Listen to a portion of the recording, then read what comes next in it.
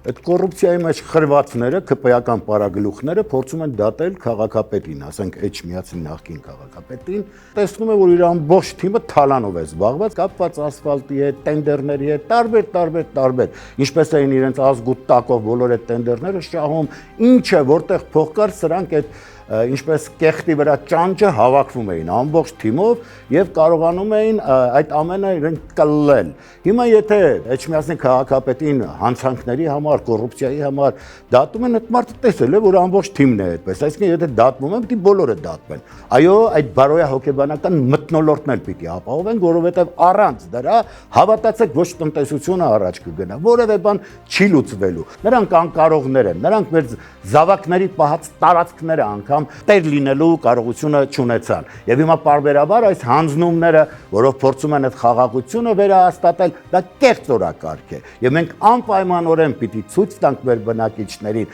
եւ նրանք, ովքեր հասկանալով հանդերձ անտարբեր կմնան, ուզում եմ հիշեցնել, որ ամենամեծ չարիքները ծնվում են հենց այդ անտարբերություններից։ Եվ եթե մենք այս ընտրություններում էլ թույլ տանք, թեկուզ տեղային ընտրություն է սա, թույլ տանք, որ ԿՊ-ն իր